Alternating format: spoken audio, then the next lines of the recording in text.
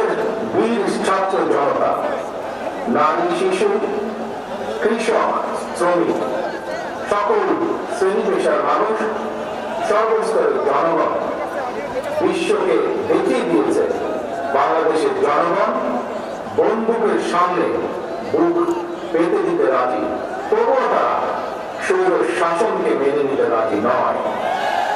বাংলাদেশের সবচেয়ে জনপ্রিয় গণতান্ত্রিক রাজনৈতিক দল বিএনপির পক্ষ থেকে বাংলাদেশের গণতন্ত্রকামী বীর জনগণকে জানাই আন্তর্জাতিক গণতন্ত্র দিবসের সংগ্রামী শুভেচ্ছা। প্রিয় ভাই বোনেরা, গণতন্ত্র প্রতিষ্ঠা সংগ্রামে শহীদ মৃত্যুবরণ করেছেন যারা, আহত হয়েছেন যারা, হাত পা চোখ হারিয়ে চিরতরে পঙ্গুত্ব বরণ করেছেন দেশের গণতান্ত্রিক জনগণ আজীবন তাদের এই আত্মত্যাগ এবং অবদান শ্রদ্ধার সঙ্গে স্মরণ করবেন। হতাহতদের প্রতিটি পরিবারের প্রতি অবশ্যই রাষ্ট্র তার যথাযথ দায়িত্ব পালন করবে বলে আমরা বিশ্বাস করি। লাখো শহীদের বিনিময়ে অর্জিত স্বাধীন গণতান্ত্রিক বাংলাদেশের রাষ্ট্র, রাজনীতি, শাসন প্রশাসন হওয়ার কথা ছিল government of the people, by the people, for the people. অথচ গত 15 বছর বাংলাদেশে মাফিয়া শাসন চালু করা হয়েছিল। দেশে বিদেশে পলাতক স্বৈরাচার বিনা ভোটে সেই সরকারের পরিচয় হয়ে উঠেছিল government of the mafia, by the mafia, for the mafia. দেশবাসী, এই মাফিয়া চক্র দেশকে সর্বক্ষেত্রে ভঙ্গুর করে দিয়েছিল। দেশকে সম্পূর্ণ আমদানি নির্ভর, ঋণ নির্ভর এবং পরনির্ভরশীল রাষ্ট্রে পরিণত করেছিল। মাফিয়া চক্র দেশের ব্যাংকগুলোকে পর্যন্ত দেউলিয়া করে দিয়েছিল। গত 2 দশকে দেশ থেকে প্রায় 17 লক্ষ কোটি টাকার বেশি পাচার হয়ে করে দিয়েছে। 5ই আগস্টে কথিত স্বৈরাচারের দুর্বল দুর্নীতি আর লুটপাটের কারণে বাংলাদেশের বৈদেশিক ঋণ বর্তমানে $100 বিলিয়ন বেশি ছাড়িয়েছে। বাংলাদেশে আজ যে শিশুটি জন্ম নিয়েছে কোন কারণ ছাড়াই, সেই নিষ্পাপ শিশুটির মাথা পিছু ঋণ কমপক্ষে 2 লক্ষ টাকা। তো ভাই বোনেরা, মাফিয়া চক্র দেশকে শুধু অর্থনৈতিক ভাবে ভঙ্গুর করে দেয়নি, দেশের আর্থসামাজিক, সাংস্কৃতিক এবং রাজনৈতিক রীতিনীতিকেও ধ্বংস করে দিয়েছে। প্রতিটি সাংবিধানিক এবং বিধিবদ্ধ প্রতিষ্ঠান অকার্যকর করে দেওয়া হয়েছিল। বিচার বিভাগকেই ফ্যাসিবাদের সুতিটা গ্রামে পরিণত করা হয়েছিল। একটি রাষ্ট্র কতটা সভ্য এবং গণতান্ত্রিক সেটি দেশের আইন শৃঙ্খলা বাহিনীর আচরণে স্পষ্ট হয়ে ওঠে। কিন্তু মাফিয়া চক্র দলীয় স্বার্থে ব্যবহার করতে গিয়ে দেশের আইন শৃঙ্খলা বাহিনীকেও সম্পূর্ণ বিপর্যস্ত করে দিয়েছে। গণতন্ত্রকামী ভাই ও বোনেরা, অন্যায়, অনিয়ম আর অরাজকতার বিরুদ্ধে গণবিস্ফোরণ মাফিয়া চক্রের প্রধান দেশ ছেড়ে পালানোর পর দেশে মাফিয়ার শাসন শোষণের অবসান ঘটেছে। প্রকৃত স্বৈরাচারের পলায়নের মধ্যে দিয়ে একটি গণতান্ত্রিক মানবিক বাংলাদেশ গড়ার পথে প্রধান বাধা হয়তো দূর হয়েছে, তবে বাধা দূর হলেও মাফিয়া চক্রে রেখে যাওয়া 15 বছরের জঞ্জাল কিন্তু এখনো দূর হয়নি।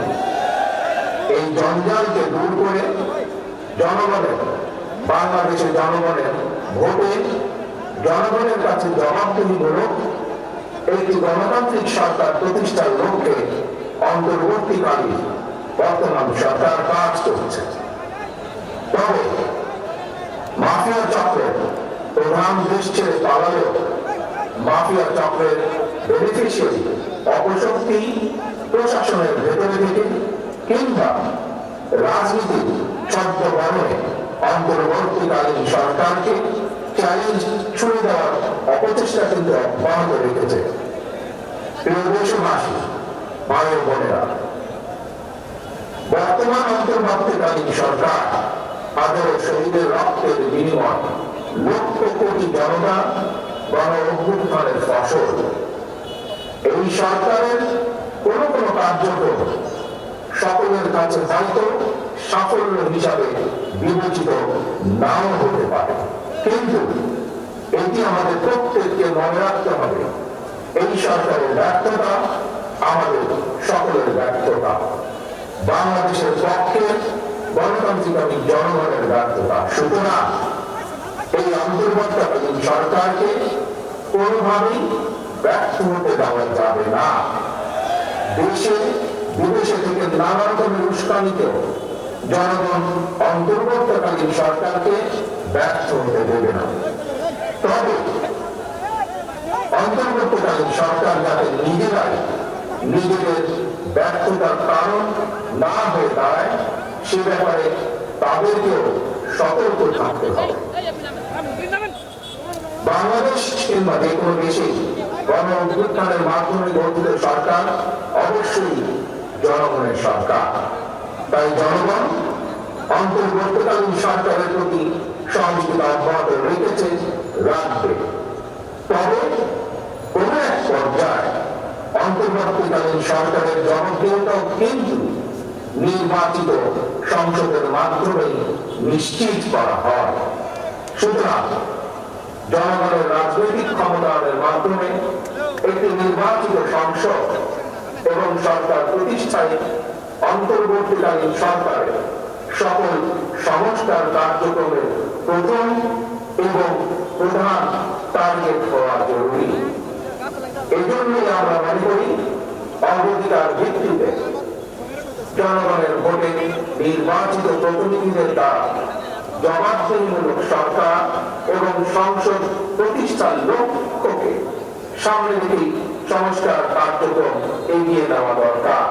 কারণ জনগণের রাজনৈতিক ক্ষমতায়ন ছাড়া সংস্কার কার্যক্রমে প্রক্রিয়ায় জনগণের সরাসরি সম্পৃক্ততা ছাড়া উন্নয়ন, গণতন্ত্র কিংবা সংস্কার কোনোদিকেই টেকসই এবং কার্যকর হয় না। একটি অবাধ, সুষ্ঠু এবং নিরপেক্ষ নির্বাচনের মাধ্যমে প্রতিটি ভোটারের ভোট প্রদানের অধিকার নিশ্চিত করে ভোটারদের কাঙ্ক্ষিত প্রতিনিধি নির্বাচন করার অধিকার প্রতিষ্ঠার মাধ্যমে জনগণের রাজনৈতিক ক্ষমতায়ন নিশ্চিত করা সম্ভব। এবং সেই লক্ষ্যে বিশেষ করে নির্বাচন কমিশন, জনপ্রশাসনের সংস্কার এবং আইন শৃঙ্খলা বাহিনীকে সক্ষম এবং উপযুক্ত করে তুলতে হবে। অগ্রাধিকার ভিত্তিতে পদক্ষেপ নিতে হবে। অন্তর্বর্তীকালীন সরকার ইতিমধ্যে বেশ কিছু ক্ষেত্রে সংস্কার কার্যক্রম হাতে নিয়েছে। তবে আমরা মনে করি অন্তর্বর্তীকালীন সরকার এজেন্ডা সেটিং এর ক্ষেত্রে অগ্রাধিকার ভিত্তি নির্ধারণ করতে না পারলে গণ অভ্যুত্থানের সাফল্য ব্যাহত করতে ষড়যন্ত্রকারী নানা চক্র সুযোগ গ্রহণ করতে পারে এবং এরই ভিতর এর কিছু কিছু আলামত আমরা দেখতে পাচ্ছি। প্রিয় দেশবাসী, এবারে গণ অভ্যুত্থানের চরিত্র অতীতের যে কোনো গণ অভ্যুত্থানের চেয়ে ব্যতিক্রম। কেন ব্যতিক্রম? কারণ পলাতক স্বৈরাচারে অবৈধ শাসনকালে সকল গণতান্ত্রিক অধিকার, মানবাধিকার হারিয়ে জনগণ পরাধীনতার শৃঙ্খলে আবদ্ধ হয়ে পড়েছিল। এমনকি হুমকির সম্মুখীন ছিল দেশের স্বাধীনতা ও সার্বভৌমত্ব। তাই এবারে গণ অভ্যুত্থানের মধ্যে দিয়ে কেবল মানুষের অধিকারই প্রতিষ্ঠিত হয়নি, দেশের স্বাধীনতা সার্বভৌমত্ব রক্ষা পেয়েছে। দেশ এবং জনগণ এখন স্বাধীন। গুম, খুন, অপহরণ আর বিভীষিকামা আইনাঘরের আতঙ্ক মুক্ত। স্বাধীনতা সার্বভৌমত্ব রক্ষার পর এবার দেশ এবং জনগণের স্বাধীনতা সুরক্ষায় প্রথম কাজ হতে হবে রাষ্ট্র এবং সমাজে মানুষের গণতান্ত্রিক অধিকার এবং লুণ্ঠিত ভোটের অধিকারকে পুনঃপ্রতিষ্ঠিত করা। তাই প্রিয় ভাই ও বোনেরা, দেশে বর্তমানে প্রায় 12.5 কোটি ভোটার। এর মধ্যে 2009 সাল থেকে এ পর্যন্ত ভোটার তালিকায় প্রায় 2.5 কোটিরও বেশি নতুন ভোটার সংযুক্ত হয়েছে।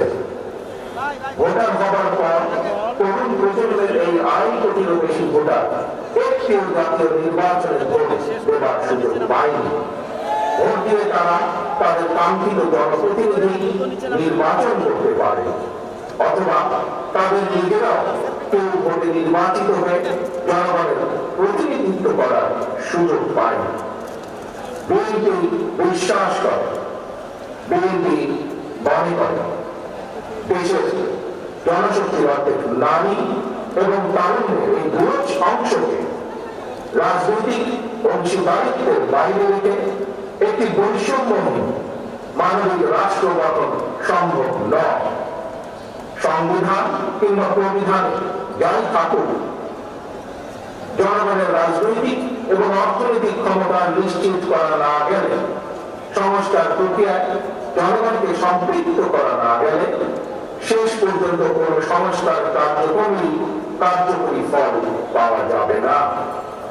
প্রিয় দেশবাসী, ভাই ও বোনেরা, রাষ্ট্র, রাজনীতি এবং রাজনৈতিক দল হিসেবে বিএনপি দলীয় রাজনৈতিক কার্যক্রম সংস্কারের লক্ষ্যে প্রথমে 2022, পরবর্তীতে 2023 সালে বাংলাদেশের পক্ষে